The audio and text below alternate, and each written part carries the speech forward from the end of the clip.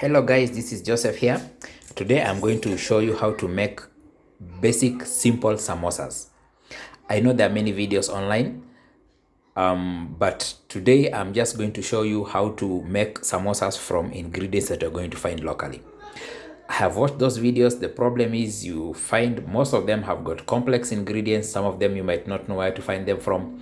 But today I'm going to show you with ingredients that you will find at your mama mboga, just actually opposite where you live or even outside the gate where you live. So welcome everybody, let's get on board. So among the ingredients that you need, number one, I have chopped red onions. Number two, these are spring onions. I have separated the leaves from the stalks because I'm going to put the stalks first to cook, and then later on I will put the leaves after I've chopped them. Number three, you have your minced meat. This is about 3/4 of a kilo, but I'm going to use just a portion of it. Then we have cumin seeds. Okay, these ones I had used them before. I'm just going to show you how we are going to include them. I have salt to taste, and finally I have my cooking oil. Remember, with samosas you need the filling, so this is going to do the filling, and then later on we'll also make the pastry, that is the samosa pockets. So I'm going to set up the fire and I'm going to set up everything. Then I will take you through the process, right? Okay, welcome. So I am using a shallow pan. I've placed it on the gas. It's already hot. Then you add some cooking oil. That should be enough for my cooking. Give it a few minutes, actually a few seconds. I want it to get hot enough. Okay, so I have increased the fire. I just want it to get smoking hot. I think we are almost there. This is my minced meat. I am going to just use a portion of it. Okay, yes, I can feel the oil is getting hot. Okay, so I'm going to divide my minced meat and put it in the hot oil.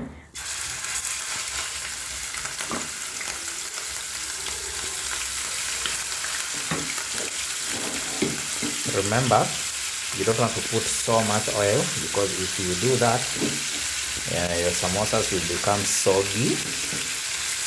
But at the same time, if you use less oil, it is not going to give you the flavor that you need in the samosas. So among the things that you need to do very fast is to divide the meat. Don't let them stick together, and keep stirring. Remember, I am using my setting for the gas is almost at maximum. I am using very high heat. Okay, just want to separate them.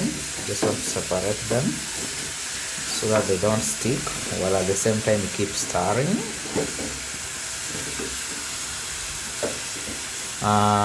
I know we have a very good quality non-stick pans out there that you can use. Mine is an aluminium Padrini shallow pot that I bought a few years ago. So just keep stirring. I'm going to increase the fire now to maximum. Just keep stirring and separating the pieces. Okay, you can see the oil has already been absorbed into the meat.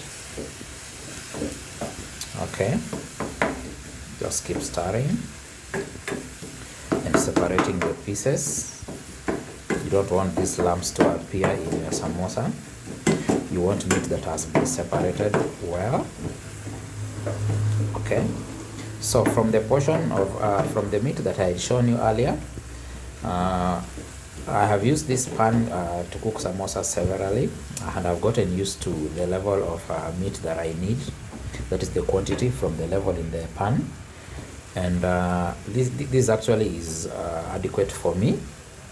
Also, depending on the size of the pan and also the ingredients that I had shown you earlier on, this is adequate. So this is the portion that has been left. I'll just put this in the freezer, and I will incorporate it in some other meals. So keep stirring, keep stirring. Remember just to be vigorous. Your hand has to be light at the wrist level. Just keep stirring, okay, while at the same time separating the pieces. So I'll keep doing this for the next few minutes. Then we'll see the results. All right, okay. So we are about 3 minutes. We are about 4 minutes into the cooking of the meat. The pieces are well separated, as you can see.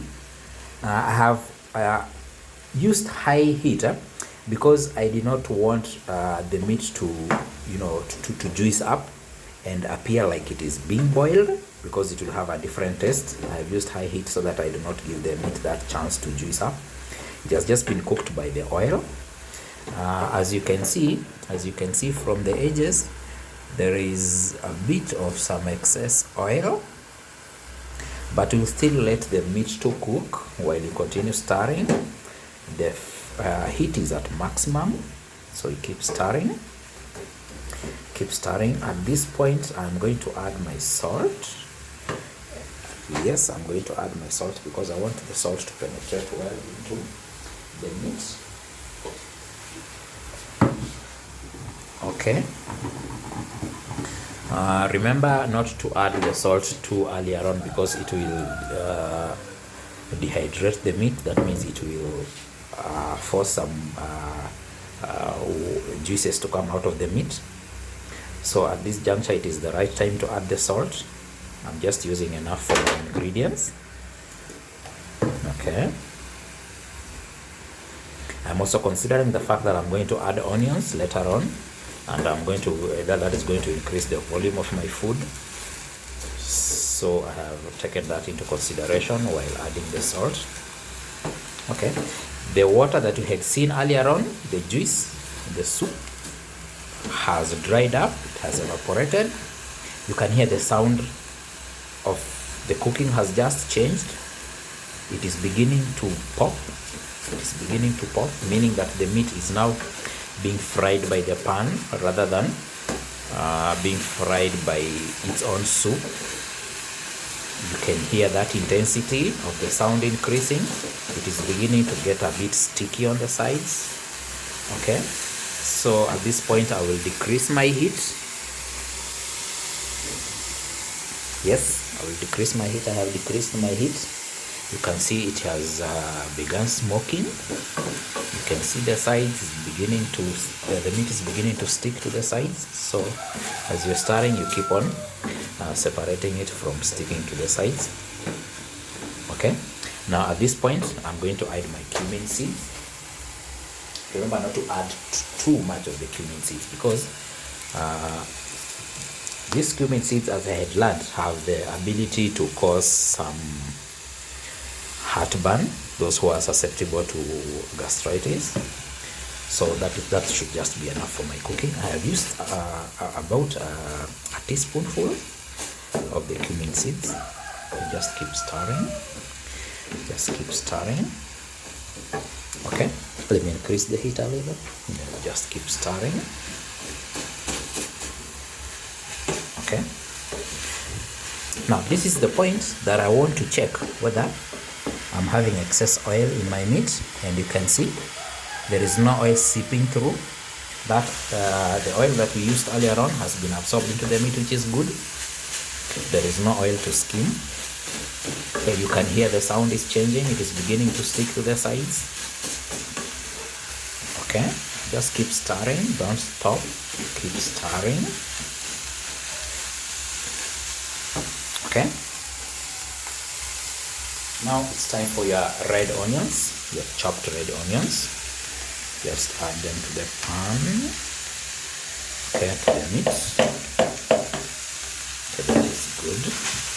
Now I want the onions to be fried by the pan together with the meat to bring out that onion flavor. Okay, so just keep stirring. My heat is at medium. It is not too hot. It is not minimum. It is at medium. Okay, so keep stirring, keep stirring, keep stirring. I have begun with my red onions because red onions take a little while to cook. The spring onions take lesser time to cook, so I will be adding them later. And even the leaves from the spring onions take even the lesser time to cook, so I'll just add them on top after we are done cooking. It will just be simmered by the heat of the meat and plus the other ingredients, right? So you can see it is beginning to turn out so well.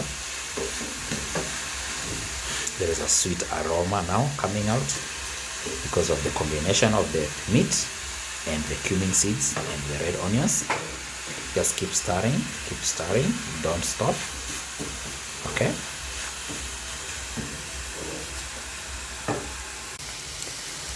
So you can see the appearance of the onions have changed. The onions actually look a bit translucent, meaning that they have begun to cook well. Yes, and at this juncture I will add my spring onions. Now I'm adding the stalks from the spring onions that I showed you earlier. And continue stirring, keep on stirring. Keep on stirring. Remember to separate the meat from the sides because it keeps sticking. But if you're using a non-stick pot, that shouldn't be an issue. Okay, just keep stirring. My heat is still at medium. Okay. There is no oil at the bottom of the pan. No soup. Nothing, which is good. That will ensure that my samosas will be very dry. And dry samosas, believe you me, can last you even up to a whole week, as long as you're stored in the fridge once they are cool. Okay, so usually I do make these samosas on my off day, and it will take me through for the next 5 or so days. Okay, so just keep stirring, keep stirring, keep stirring. Okay, whatever is left are the leaves from the spring onions. I'm just giving it time for these spring onions to cook, so I'm going to increase my heat. I just want them to cook, then I will add the leaves on top, and then it will just simmer from the heat of these ingredients. I will not need any fire to cook the green onions, right?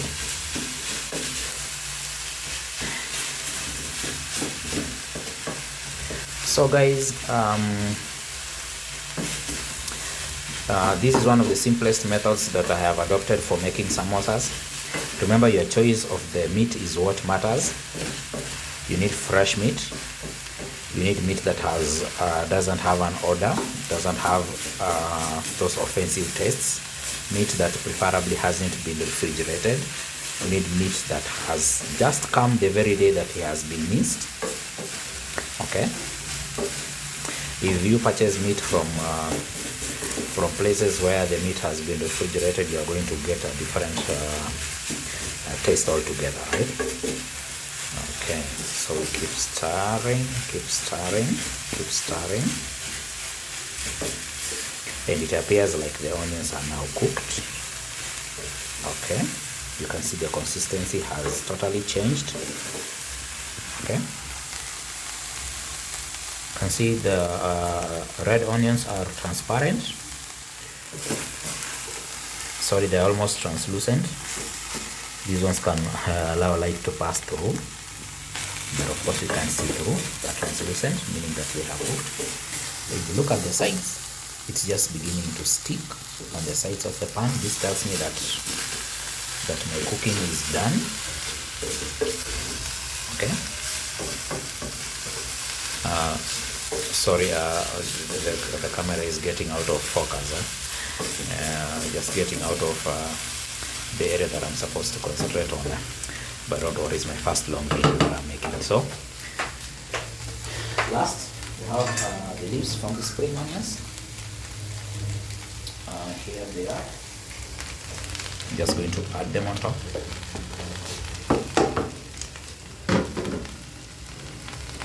Okay. Turn off the gas and just stir gently. Let it sink in the meat. Just allow it to sink in the meat.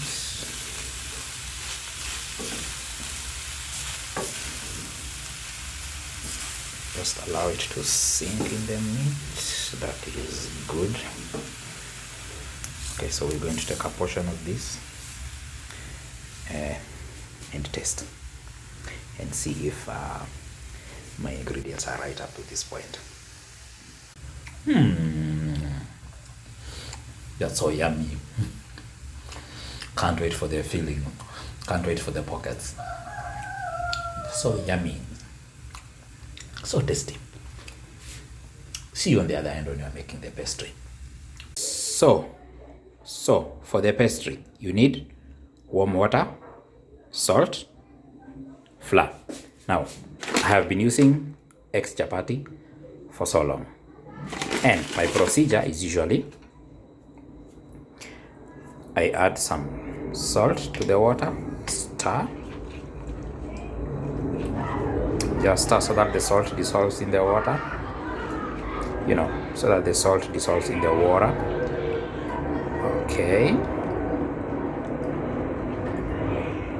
Okay, you can see it is already dissolved. I just taste, and I think that is adequate for me. That is adequate.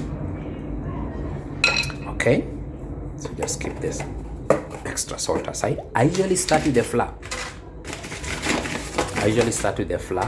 In a clean, dry basin. Okay. And my reason for starting with the flour is because I don't want to run out of flour.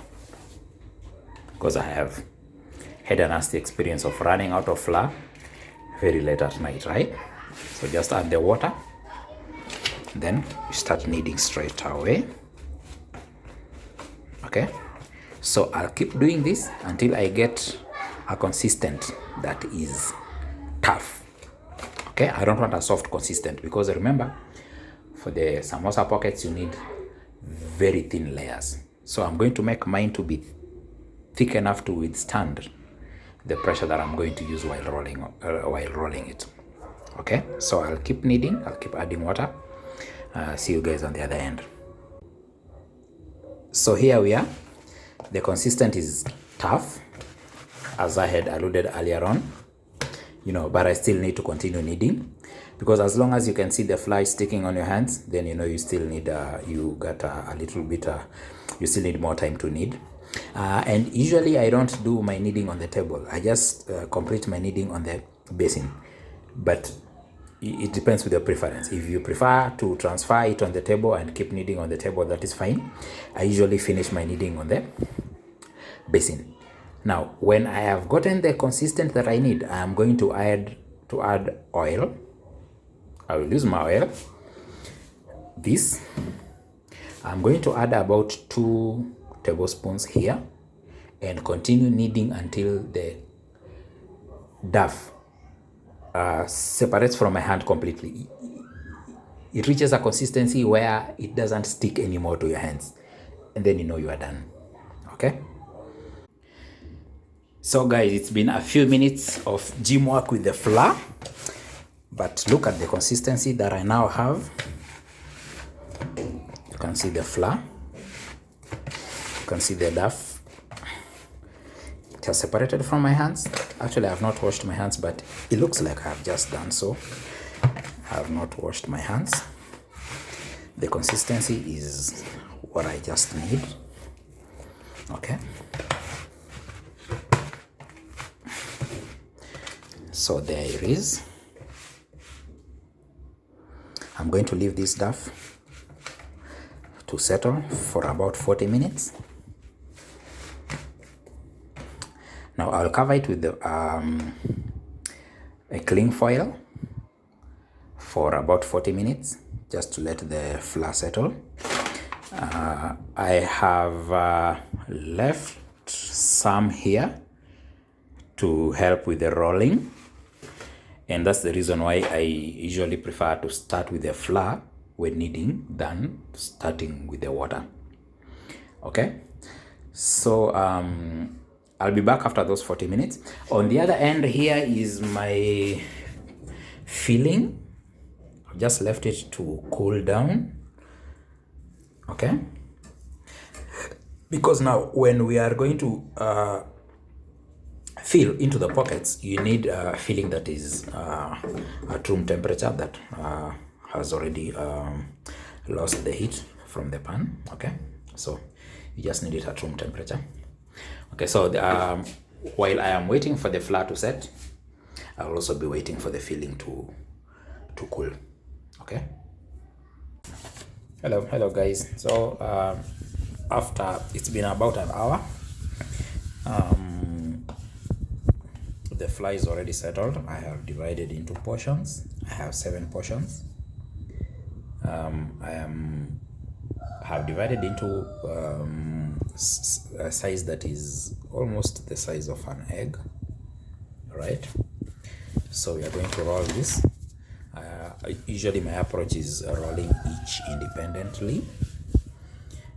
I'll place my pan on the fire, and then we'll pick up from there. Right, so basically the idea here is to roll into a very thin consistency, into very thin layers. Then you just place it on a hot pan for just a while, might be about 2 seconds on one side and 2 seconds on the flip side, and then this is the result. You have very thin layers. Yes, so I have already done 2. This is the 3rd. I have 4 more to go because I had already made 7 balls, which is supposed to translate to 28 pieces, right? So I have made 7 of these. They are of various diameters. They are not all equal because the first 2 were so large I had to trim the sides using our plate. But all the same, I have 7 pieces. I know it's going to be enough for my fillings. I'm going to cover them in a clear foil, in a clear cling film.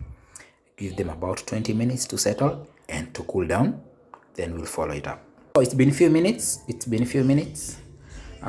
These ones are already cold and very pliable, as you can see.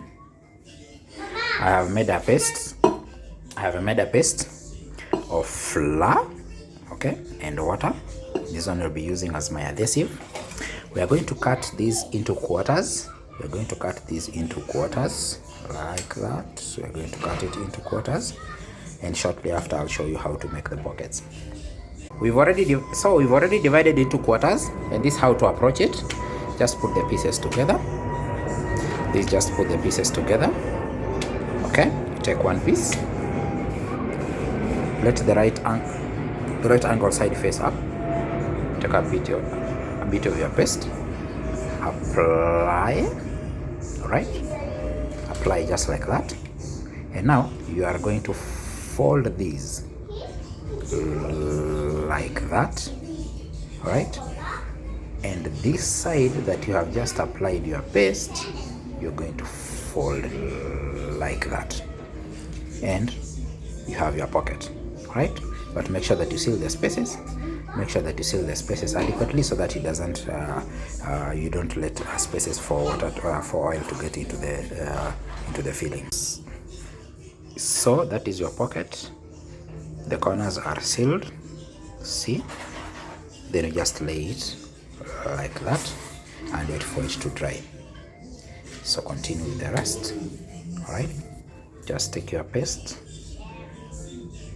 apply on one half like that, apply on one half, fold this and this side over and seal. So now we are done making the pockets. Remember to seal the corners, okay? Remember to seal the corners, as you can see.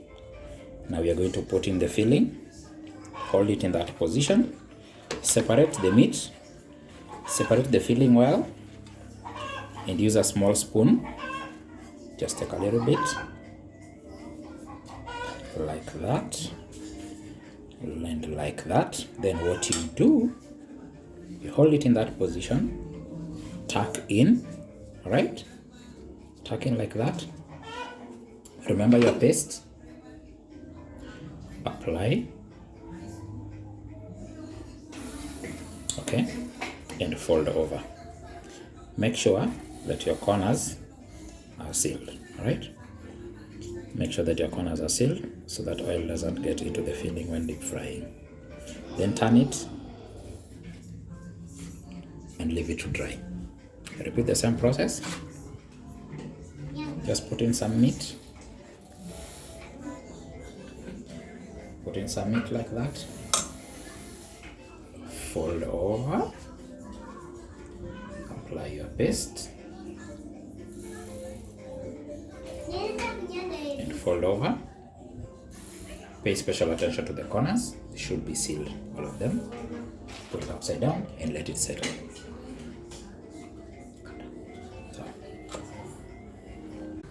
So now my oil is heating up.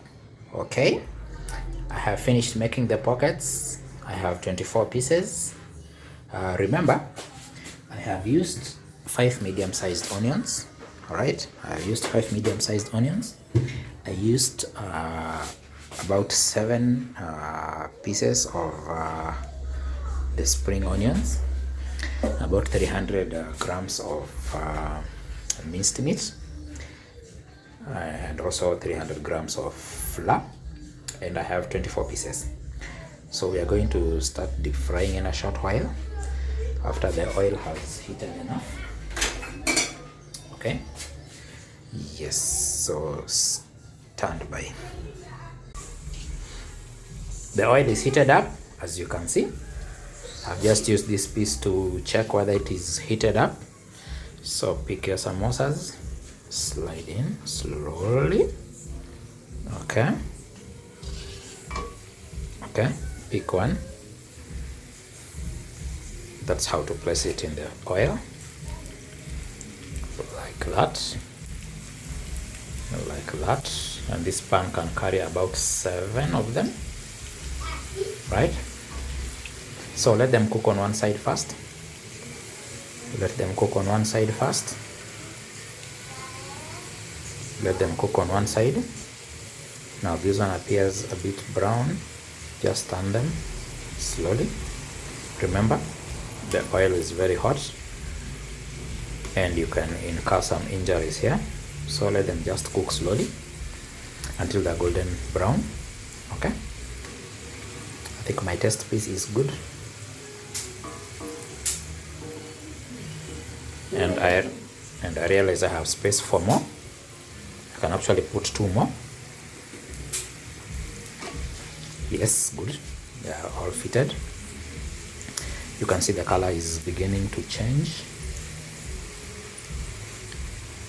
Okay.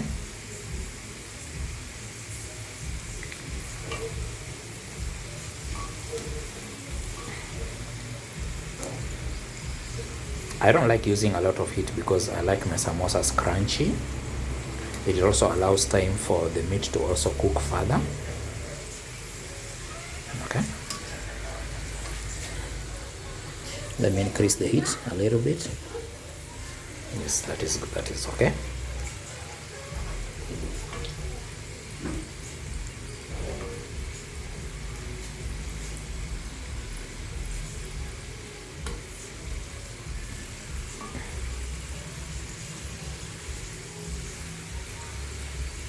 Okay, that is good. We are doing well. Okay, so guys, that has been my first long video on making samosas. I hope it has been educative and useful. Please practice that. I have used locally available ingredients. Okay, and I know the outcome is gonna be good. Okay, as you can see, they are beginning to turn brown.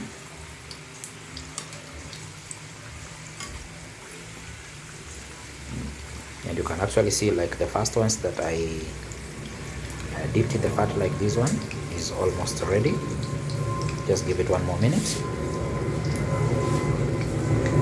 Okay. Yes, now as I can see, my samosas are cooked. My samosas are cooked one by one. My samosas are cooked. They are now golden brown. Alright. So as I'm removing them, I'm also replacing them at the same time so that the fat doesn't get too hot, because I don't want the fat to reach a point of smoking. Yes, as I'm getting them out, I'm also throwing some in so that we maintain a constant temperature for the oil.